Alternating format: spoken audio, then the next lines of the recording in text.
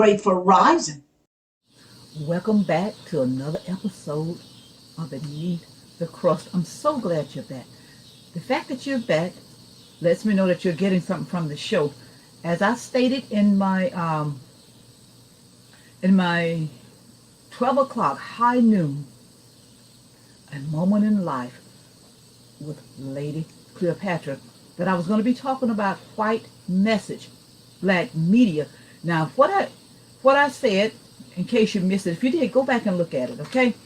But every day at 12 o'clock, high noon, when the hands are straight up together, I'm going to tell you what I'm going to be talking about at 8 o'clock. So that's my time for now. If that changes, I will let you know. But 12 noon, a moment in life, a moment in time with Lady Cleopatra. And then at 8 o'clock, I will talk about what I told you I was going to talk about. Talk about what I told you I was going to talk about at 12 o'clock, okay? White message, black media. The first thing I'm going to talk about is television shows. Greenleaf. How many of you have heard of Greenleaf? Black women, and maybe men too, but I know black women love themselves some Greenleaf. But Greenleaf has a white message, and Oprah Winfrey has a black media. Now, and those of you who are not familiar, now my glasses falling off now. Those of you who are not familiar with Greenleaf, Greenleaf is about a family, a religious family. And they have different shades of children like most African American families do. And in this story, about the Greenleaf, the light-skinned people are the good people, if you can call them good, and the dark-skinned people are the bad people. That's a white message. Oprah Winfrey has a black media. Case in point, at the first show, and an incident, I have a hard time watching it because for that reason, but it does have some interesting things in it, I guess you would say. But I have skip. So when people talk to me about it and stuff, I have no idea what they're saying because I can only stand so much of it. But then that's me. I'm not saying you should or shouldn't. I want to make that clear because oftentimes when I'm talking about different things, somebody will say, "You don't tell me." I'm not trying to tell you what to watch or what not to watch for that matter. It is what it is. In the first show, these are all church people. The little dark-skinned girl, I think her name's Zoe, I think that's her name. I can't remember. She's there at the house, and her sister shows up. Her auntie shows up. Fair-complected, what we call fair-complected. Her name is, Grace? I hope I'm getting these names right. But anyway, she shows up with her daughter. Her daughter is what they call light, bright, and damn near white because she's mixed. Well, this girl, the church girl, who's been there all the while, who's dark, takes this light-skinned girl and introduces her to drugs. I mean, right off the rip. And throughout the show, when things happen, oh my goodness, the black women and stuff, those facial expressions they have, and it's like they're so aggressive. Even if they're just saying good morning. But then on the other hand, with the light-skinned girls and stuff, Grace and her daughter, I can't remember her daughter's name. They always so quiet-spoken and so polite. And dark-skinned girl, Zoe, I think that's her name, the church girl, she ends up, being boy crazy, while the other girl, the light-skinned girl, oh, she's just so pure and chaste, she's not going to do that. And everything. That's a white message. Oprah Winfrey has a black media. And it goes on and on in the Greenleaf story and stuff where Grace, anyway, the one who left and came back, she have these, and now she got these two men who wants her, whereas the dark-skinned girl can't get a man to save her life. She had one and she turned him gay. The dark-skinned girl I'm talking about. And then the other, Carissa, she's dark-skinned and stuff. When she interacts with her husband, Jacob, oh my goodness. I mean, it's just almost savage. Savage.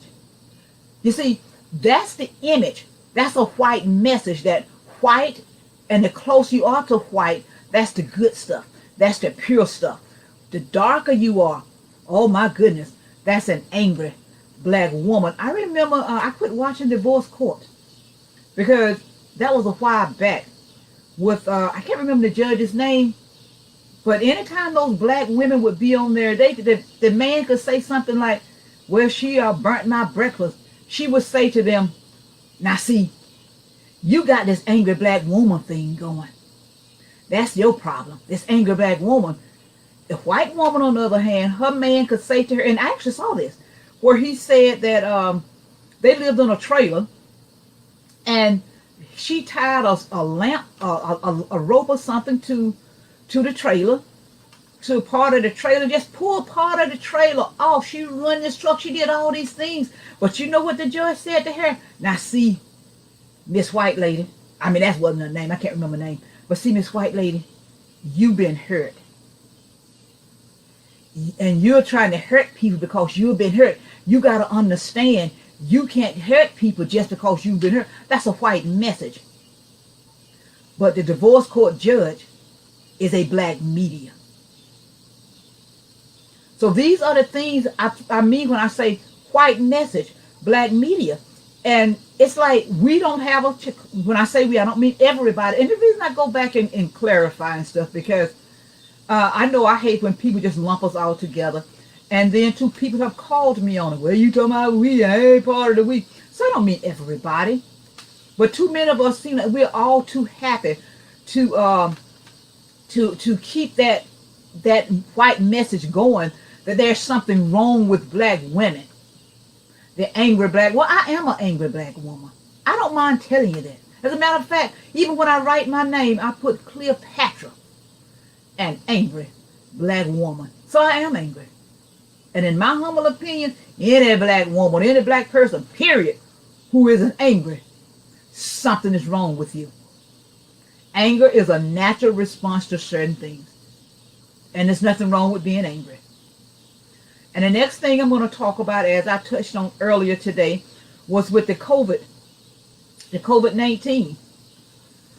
Let mainstream media, and of course black media, parrot it like, you know, it's the gospel. Let them tell it we're just dropping like flies. I'm surprised that I don't just walk down the street and see black people laid out like a Jim Jones thing. For those of you who are too young to remember, Jim Jones took a lot of people, mostly black, over to, I think it was Ghana. Not Ghana in Africa, Guyana. Anyway, it was somewhere over there. And so if you hear the expression, don't drink the Kool-Aid, that's where that came from. He took those people over there. And then what he did when he got them over there and stuff, they either drunk the Kool-Aid or they gave it to them, you know, and injected it, because the report says some of the places that their puncture wounds were, those people couldn't have given them to themselves. But, and I was saying that to make the point that when they did I think Life magazine, somebody did like a picture of it, and there were bodies laid out, I mean, wall to wall, back to back. It was like a carpet of bodies and stuff. You couldn't step anywhere. You know how you can try to step between, you couldn't step between those bodies. There were so many of them. So with the way mainstream media and black media talks about how we're just dropping like flies from the COVID, I just expect to walk outside and see a Jim Jones set of bodies laying out there. I don't see that. I don't know anybody personally, black or white for that matter, but I'm talking about black folks, who has actually died. I've heard people say they know somebody. I don't know anybody who has died from, I don't know anybody personally who even has the COVID-19. So it would seem to me, if we're dropping like that, and I'm not saying COVID is not real, I'm not saying it isn't. I'm just saying, white message, black media, white message is that, oh, you know, they're already at death's door. They got diabetes, they got high blood pressure, they got kidney failure, they got this, they got the gout, they got. But as I said earlier at high noon, every job I've had except one, my first job when I was 18 years old, I worked as a maid in a hotel. I got fired the first week because every day at 12 o'clock, I would find me an empty room. I would crawl up in the bed and I would watch the soap operas. You know, they fired me. You know, these jobs are too picky. Can you believe that? I got fired just for laying up in the bed every day watching the soap. You know, some of these jobs are just too picky, aren't they? But every job I've had except that one, I've had access to people health records. Everyone I've had. And you know what? White people have just as much diabetes as black people. White people have just as much high blood pressure as black people. White women get just as many hysterectomies as black. From what I saw in their records now. I'm just saying what I saw. Maybe they see something. Where are you, black doctor? I would like to have you come on and let's discuss this. Come beneath the crust with me. This is a no judgment zone. As a matter of fact, on my sign up here, I'm getting another one made, and I'm gonna have no judgment. It's a no judgment zone. Anybody can come on beneath the crust, and we can have a decent conversation. As long as you come up here respectfully. You come up here, you know, wanna be disrespecting stuff. I kick you out of here so fast your butter hit the floor before your feet do. I'm not having that. But anybody, I want to create a dialogue. So if you know something I don't know, because even when I went in, because you know I ask questions, when I talk to people in the health field, and not just black people, white people, and others, I would ask them about stuff like that. And they say, oh, shoot, no. As a matter of fact, you know what I found out? I found out that white people have diseases I have never even heard. I've never heard of these diseases. But here, according to black media, we're the ones who's sick. We're the ones who having all these problems. We're the ones who all this stuff going on with. That's a white message. But look at what black media does. That's a white message that black people are somehow inferior. And I'm not saying we don't have issues and stuff. There are plenty of us who have issues. I'm not saying we don't. But what I'm saying is based on what I've seen. I'm not a doctor now. So no, I'm not a doctor. But I've had, as I said, access to public records. Excuse me. Medical records. And white folks have just as many of these diseases that they trying to say we have as we do. And as I said, they have stuff that I had never even heard of some of this stuff until I started, you know, dealing with these white folks and their medical records.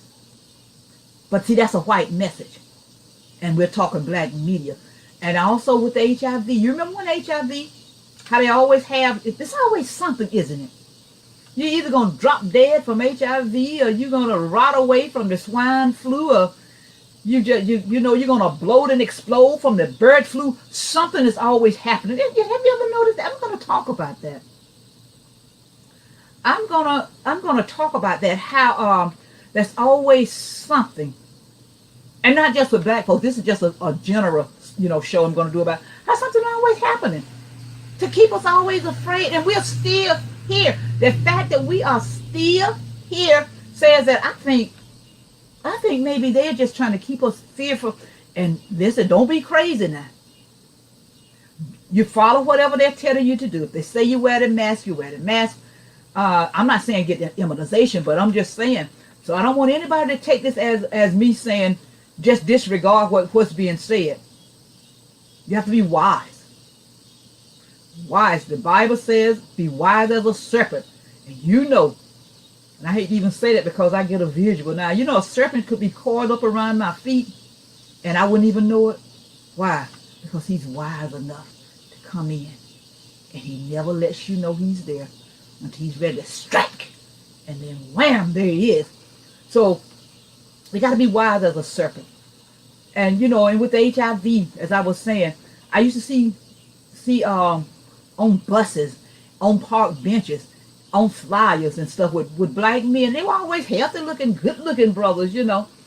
Which that doesn't make a difference, but they just were. But I mean, all brothers are handsome. Anyway, let me, you know, I'm digressing here, right? I'm digressing. You know, but they would have a sign up, you know, like on the city buses and places, he's HIV positive and doesn't know it. He's HIV positive and doesn't know it. If he doesn't know he's HIV positive, how does the city bus know that? How does the park bench, how do the flyers know that? That's a white message. And unfortunately, black media would go and would say the same thing. Well, you know, they ate. Well, how do you know this? If something is going on in my body right now, and I don't know it, which one of you know it? And how do you know it? How do you know something? What do you look at me? You scan my body? Just scan it. You know, scan here, scan. Oh my, look at that. I scanned the computer. Whole thing, she has a hangnail. If I had a hangnail and don't know it, you would know it. White message, black media. At what point, or do we get to a point where we don't just parrot what we're hearing being said? You know, and I had this guy on my show when it was like a TV show, and I think named Fambro or something here, and I'm in Macon Bib right now, and he came on, and he started the exact same thing. Well, you know, black people have, and I said, no, listen, not on my show. We're here to discuss the epidemic that we're being told is here. How do we avoid getting it? What can we do if we do have it? I'm not here to try to perpetrate, you know, as if one group has it more than others, which they may or may not. But I'm just saying, don't come to me by, they don't even know it. I know they're HIV positive. I know more black people are HIV positive, but see, they don't know it because they don't even know they have it. You know, that sounds like a fool. That sounds like an idiot. And anybody who believe it, well, you know what, let me leave that alone. And so let's start being more mindful with what's being said. Let's look at who's saying it. Okay, why are they saying it? What caused them to say it? When did they decide they were going to say this? Where did they decide? And how? How did they come to that conclusion? How did you come to, because let me tell you something. And now, Mr. Fambroyo, no disrespect, I just can't remember the man's name. He did say this to me. He said, well, he said one thing about it. He said when we do our research and stuff, he said we always go to public clinics. And he said there are more black people who go to the public clinic. So based on that particular research, what we did at that particular center, yes, more black people have it. So I said to him, I said, now, if I want to find out who was getting public assistance, black or white, which group was getting more public assistance, if I went to the projects, okay, of public housing, and I did a survey, I'm sure 99 and 44th, 100% of those people would be getting public assistance. I'm not saying anything wrong with it. It's there as a stepping stone. Now, if you done dug in and been getting it all your life, then that's another show, because that is there. I see an issue with that, but that's another show. But the point I'm making, 99 and 44th, 100% of those people would say yes. If you went to a company that paid well and did a survey, same 100 people in the project, 100 black people, we're going to say 100 black people, 100 black people in the project, 100 black people at working in this good company, right? You did that exact same survey. Maybe 1 or 2% would say that they get public assistance. So if you wanted to use the survey to make it seem like black people, all these black people are getting public assistance, which one would you use? You see, they say numbers don't lie. Numbers may not lie, but the people who report the numbers can lie. The people who do the numbers can lie. You can sit here and manipulate numbers to say whatever you want them to say through manipulation. You see. So, white message, black media. Why? Here again, it's not going to be why. Do we ever do research? Because like I said, I've asked questions. Where do you get this information from? And Mr. Fambrough did answer me and tell me where they got the info. He's the only person I've asked. Black, white, oh, by the way, he's a white man. Black, white, or any other color. He's the only one who at least gave me an answer. I have yet, usually I get stared at. Or they'll say stuff, you always trying to start. No, I'm not trying to start problems. You're reporting to me. If you come and report something to me, I have every right to question what you're saying to me. Don't think just because you're who you are. Just like with me, if I say anything, question me. I don't mind being questioned. I want to be questioned. As a matter of fact, I'm gonna set up this show where you can question me live.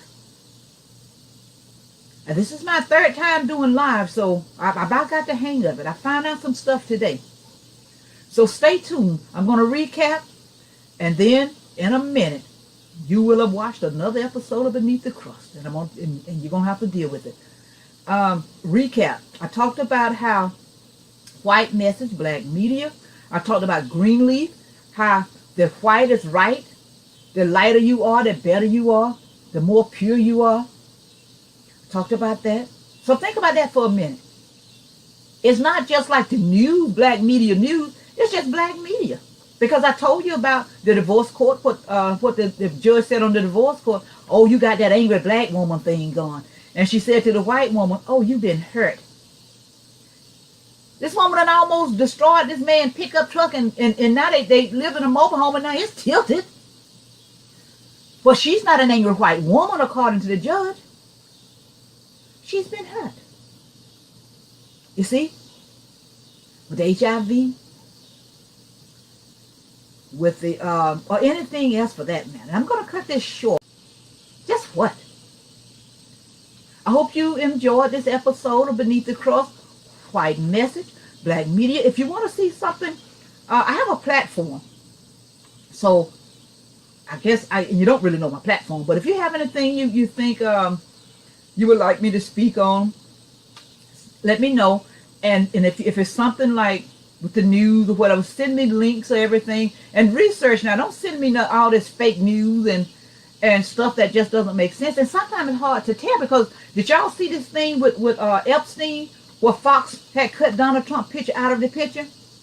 So they put the picture Epstein, and then I don't know who decided that, who went back and put the picture up there. But President Trump is standing in that picture, but it was cut out. And the picture where the Beatles, I can't remember the name of the album, but the Beatles are walking across the crosswalk. They got the white lines, and they're walking across. One of those Beatles has a cigarette in his hand. But you know what they did? They photoshopped that out. I don't know why. Maybe they didn't want us to know that he smoked. So that thing about believe half of what you see, I don't know if we can believe anything, because with the Photoshop and everything and all that. But be that as it may, if there's a news article or something you want, and it's within my platform, I don't guarantee just because you send it I will speak on it, but I will do my best to get around to it. Because black media, you parroted it. White media, why did you do it? Subscribe, comment, like, and share. Support our youth in any way you can. Keep on churning till the butter comes. Albert C. Richardson, a black man, patent the butter churn U.S. patent number 446470, February 17th, 1891. I'm LilyBell. I'm just trying to create a dialogue. I leave you with this. If they close my book, you remember my story.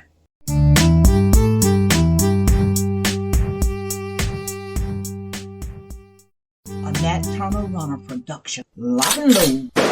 LilyBell. Be encouraged.